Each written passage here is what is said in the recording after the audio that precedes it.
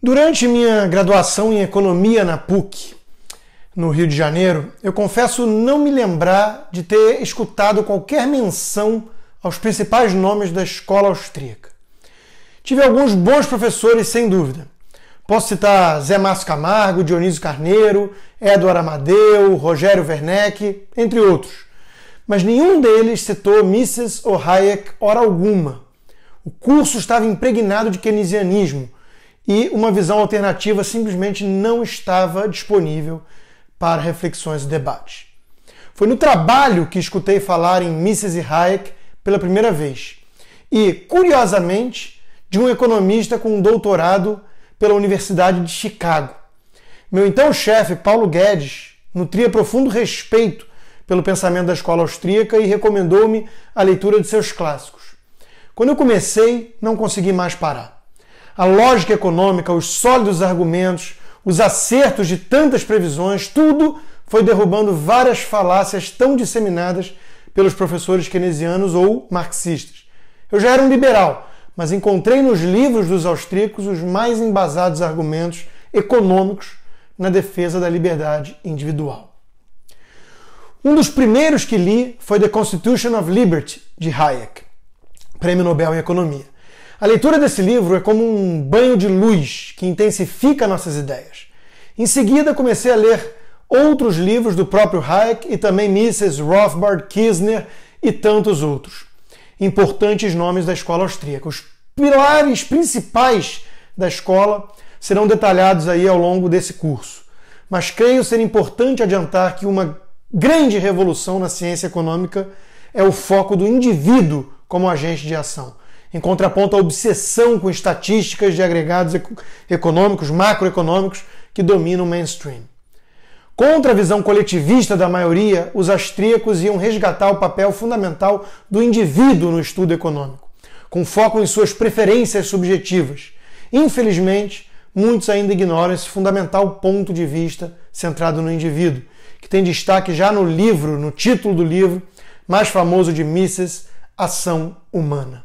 O objetivo desse curso é tentar compartilhar com você a sabedoria dos austríacos, suas principais lições, tudo através, naturalmente, do meu próprio filtro. As aulas servem de introdução ao pensamento da escola austríaca e que é tão ignorada nos debates econômicos nesse país, né? Mas que tem ajudado muito investidor, por exemplo, a se proteger de crises ou até mesmo a ganhar dinheiro nos mercados usando essas ferramentas. O curso tem a forma de aulas independentes, né, muitas extraídas aí de resenhas dos livros dos principais expoentes da escola austríaca. Tem uma estante inteira no meu escritório só disso. E assim eu espero contribuir com a divulgação de suas ideias no país e despertar saudáveis reflexões aí para você. O economês foi evitado sempre que possível e o público-alvo é, sem dúvida, mais abrangente do que somente economistas. Trata-se, afinal, de uma ampla defesa da liberdade individual. Muitos consideram que a escola austríaca tenha mais até de filosofia do que de ciência econômica. É uma parte aí da crítica que, por exemplo, muitos da escola de Chicago fazem. E essa liberdade, nem é preciso dizer, está muito ameaçada em nosso país hoje. Pegando emprestado o título do livro mais famoso do Hayek, né, espero poder, com esse curso, contribuir para evitarmos o caminho da servidão, que estamos hoje, certamente, trilhando em nosso país. Antes, porém, um alerta.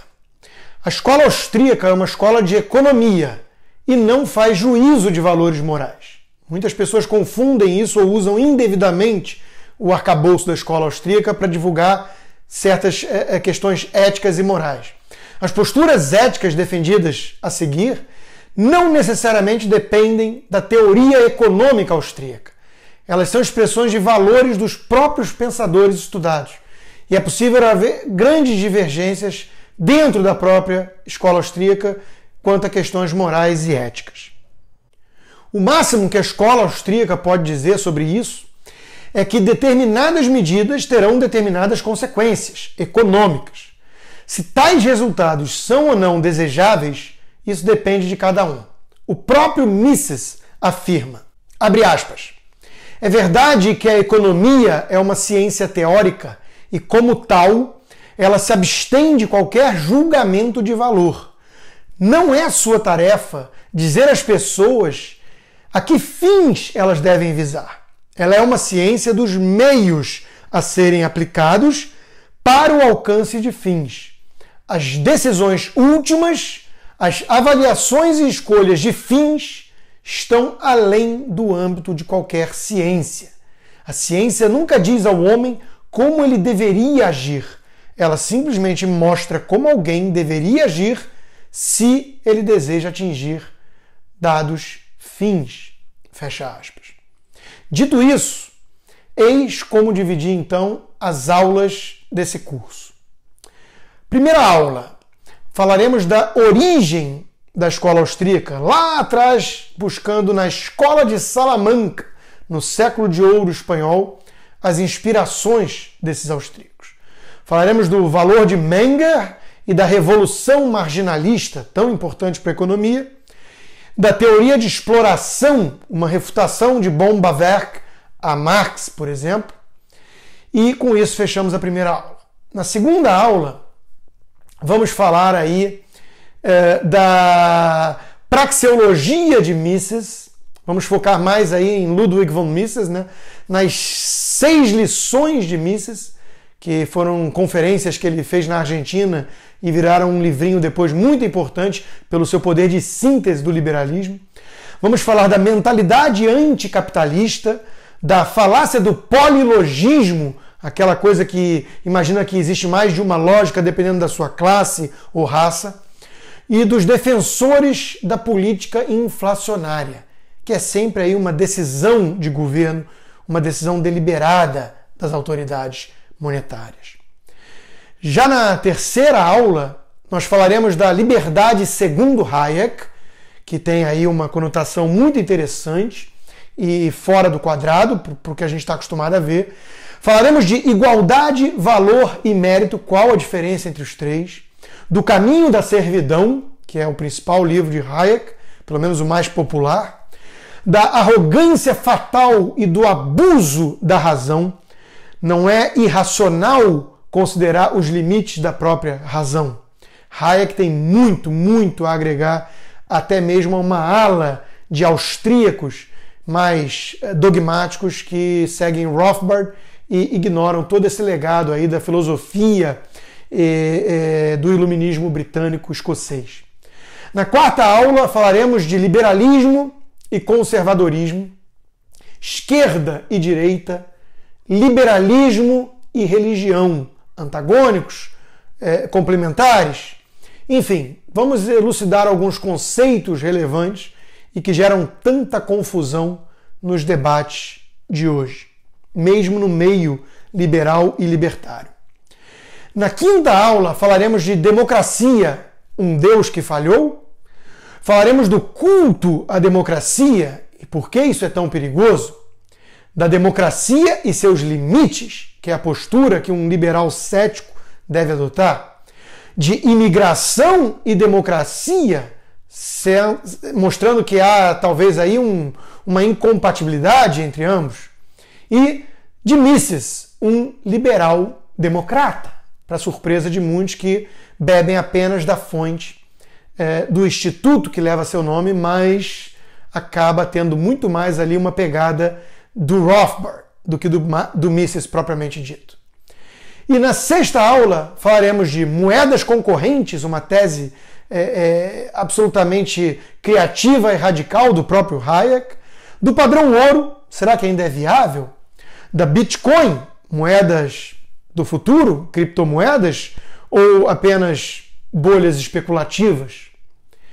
Na sétima aula, nós falaremos da estrutura do capital, uma visão aí do Lachmann, um austríaco menos conhecido, né, mas importante, dos triângulos de Hayek, aí vira uma coisa um pouco mais técnica, mas é importante, eu prometo tentar mastigar o máximo possível, da prosperidade ilusória, do empreendedorismo, segundo o conceito de Kirchner, que é muito, muito relevante para explicar por que a escola austríaca resgata o papel desse empreendedor como um herói dos mercados. Na 8ª aula, nós falaremos de Rothbard, o radical libertário. Nós falaremos da lei natural, do conceito de lei natural, né, que é muito cara ao próprio Rothbard, de Robinson Crusoe e o conceito de coerção, da origem do Fed. Essa será uma aula, será um bloco com muito mais influência de Rothbard e, portanto, ao gosto aí dos libertários ligados, seguidores à escola austríaca atualmente, né? Na 9ª aula, nós falaremos da teoria austríaca dos ciclos econômicos, TACE. Esse sim um instrumento fundamental para análise de investimentos e alocação de recursos. Do primeiro pânico americano, vamos beber um pouco da história para entender o que acontece quando o governo intervém ou não intervém para salvar essas crises. Da função dos especuladores, será que eles agregam? Será que eles são terríveis, como pensa a esquerda? E da crise de 2008 vista pela lente austríaca liberal. Na 10ª aula, nós vamos falar de Viena e Chicago, uma ponte possível? Tomo como base o economista Marx Cozen, que tem um livro sobre isso. Falaremos da escola austríaca, filosofia ou ciência, como eu brinquei no início. E teremos então, por fim, a conclusão. O legado austríaco. Qual é e qual a sua relevância para o mundo atual? Bom, tenho certeza de que você vai aprender bastante nesse curso e, se não se tornar um austríaco, certamente vai enxergar com mais simpatia e respeito a contribuição desses gigantes aí para o estudo da economia. Boas aulas e espero que aproveitem.